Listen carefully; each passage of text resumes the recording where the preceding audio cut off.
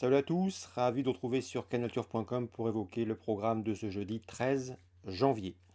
Le Quintet aura pour cadre l'hippodrome de Cagnes-sur-Mer pour une épreuve toujours très convoitée, une épreuve toujours très disputée et une épreuve de qualité, à savoir le prix de la Côte d'Azur. Nous évoquerons ce Quintet Plus en première partie d'émission. Ensuite, direction directement sur l'hippodrome de Pau et Réunion 3, où j'ai pas mal d'infos à vous transmettre, des informations recueillies auprès de certains professionnels y participants, notamment Patrice Quinton. Sachez également que j'aurai des infos, là aussi, recueillies auprès des entraîneurs. Concernant la Réunion 4 à Lyon-la-Soie, nous ferons donc l'impasse sur le reste de la Réunion cagnoise. Si ce programme vous convient, sachez qu'il vous est possible de le liker et de le partager sur nos différents réseaux sociaux. Dans ce quintet, j'ai retenu un cheval du deuxième poteau et tous les autres au premier échelon. Le cheval du deuxième échelon qui me plaît beaucoup, c'est le 15 Écureuil Généraux. Ce n'est jamais évident de rendre la distance à Cagnes, surtout face à de bons éléments. Mais Écureuil Gélinou, le 15, est un véritable spécialiste de l'anneau cagnois. C'est son jardin. D'ailleurs, sur les 19 succès qui figurent à son palmarès, 16 ont été obtenus sur l'anneau azuréen. Il vient de surcroît de s'adjuger le Grand Prix de Noël, une épreuve de groupe 3 au mois de décembre. Et une nouvelle fois, il s'annonce redoutable car en dernier lieu, il s'imposait très facilement. L'opposition, elle pourrait venir du 9 Empire, 12 victoires en seulement 25 courses courues. Le cheval n'a trouvé que le bon Gallius pour le dominer dans le récent prix Ténor de Maude le 26 décembre. Il effectue le déplacement en terre cagnoise avec de sérieuses prétentions. C'est lui aussi un postulant valable pour la victoire.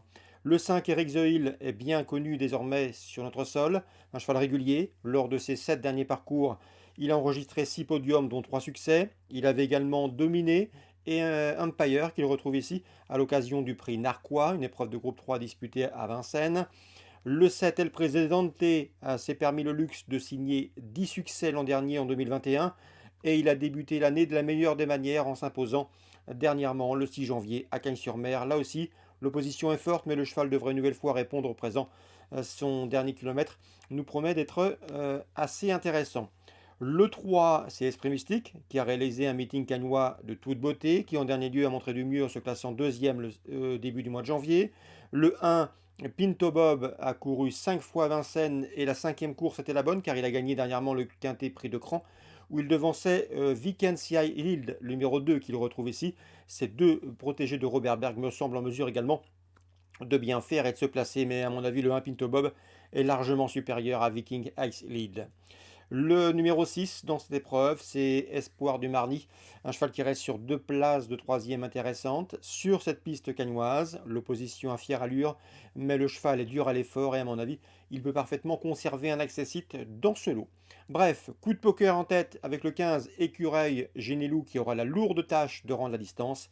Ensuite, en base de jeu, je pense que le 9 Empire c'est très bien, tout comme le 5 Eric The Hill.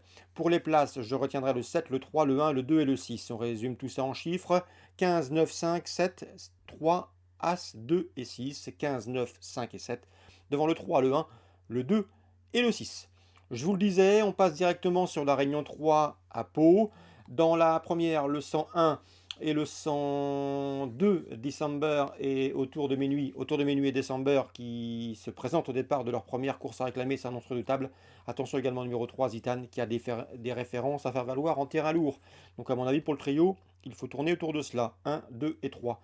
Dans la troisième, Patrice Quinton présente le 301 Dunkin, une jument confirmée sur le cross. Elle reste d'ailleurs sur une deuxième place sur le cross palois début décembre. À mon avis, si le lot est dans ses cordes, elle devrait pouvoir en tirer profit. Il lui faudra redouter le 5 Barcarolle et le 2 dans cette épreuve également.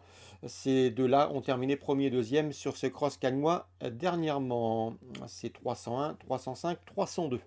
La quatrième, le 405 Castle, n'est autre que le temps du titre. Il possède une nouvelle fois une première chance théorique dans ce lot. Son principal rival devrait être une nouvelle fois le 3. C'est Qatar River, deuxième de cette course en dernier. On prend les mêmes et on recommence. 405 Castle, 403 Qatar River. Dans la cinquième, j'aime beaucoup le 506 Obi-Wan, tombé dernièrement dans une listette le prix Bernard Secli à Auteuil. Elle n'a pas été revue depuis cette chute à Auteuil début novembre, courant novembre. Mais à mon avis, pour ses débuts sur le steeple, elle peut frapper fort d'entrée de jeu. C'est une jument de qualité. Sachez que le 9, Ruffles Hop, le 509, est présenté par Patrice Quinton. Elle a bien fait en haie. Elle débute ici sur le steeple. Elle est taillée pour la discipline. Et l'entraîneur en escompte ici un bon comportement et un bon résultat surtout. Sa place est logiquement sur le podium, 506, 509. Dans la sixième, il faut à mon avis faire confiance une nouvelle fois au 601 Luctor, qui reste sur une victoire à réclamer sur cet hippodrome palois. L'opposition devrait venir du 603 déjà vu, présenté par Didier Guillemin, et qui dispose ici d'une première chance théorique. Dans la septième maintenant, le 701 Hat-Trick Sivola, qui reste sur une victoire sur cette piste, devrait la confirmer. L'opposition pourrait venir du 7 Master Doom, présenté là aussi par Patrice Quinton, un Patrice Quinton dont les pensionnaires sont en pleine forme et réalise un excellent meeting palois. Ce Master Doom qui est à l'évidence perfectible. 701, 707. Et enfin, dans la huitième, Didier Guillemin me semble bien représenté avec le 807 Derian, qui n'a plus à perdre ses preuves dans ce genre de tournoi.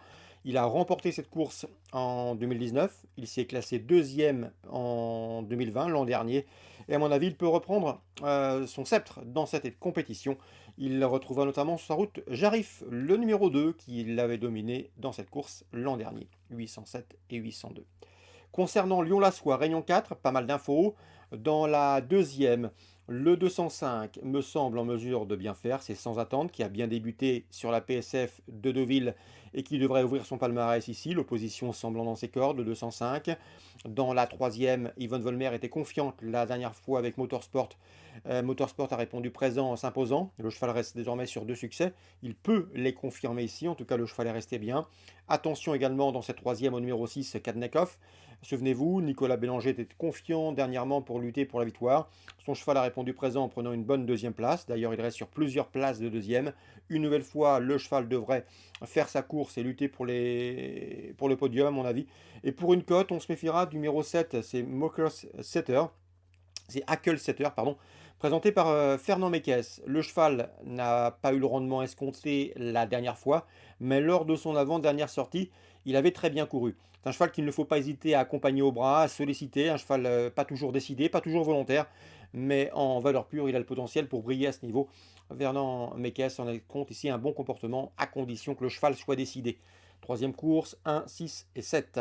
Dans la quatrième, le 401 Tarsenais s'élancera avec la confiance de son entraîneur Christophe Martinon. L'interview sera certainement disponible sur notre site. Sachez qu'en 25 de valeur, il estime que son cheval est compétitif. En 26 et plus, c'est plus compliqué. Donc le 401 Tarsenais en 25 de valeur dans le handicap, c'est bien au dire de son mentor. Dans la cinquième, le 503 Sunset Approach et le numéro 2 Ariana, qui ont en commun d'avoir pris une troisième place en débutant, me semble en mesure de s'expliquer pour la victoire, 503, 502. Et on termine par la sixième avec une information spéculative, celle-ci 608 harmonieuse. D'après Christophe Martinon, sa dernière course l'a déclenchée. La jument est en phase ascendante au travail et montre de belles choses. Ce n'est peut-être pas la première chance de la course dans cette rencontre, mais attention, elle peut faire afficher une belle cote pour le trio. Celle-ci 608 harmonieuse, présentée Christophe Martinon, lequel n'était pas négatif pour l'octroi d'un accessite. Donc voilà, vous l'aurez compris, pas mal d'informations à Pau en rayon 3, pas mal d'informations à Lyon-la-Soie en rayon 4. J'espère qu'elles vous seront fructueuses. En attendant, très bon jeu à tous, bonne journée, rendez-vous demain pour une nouvelle émission.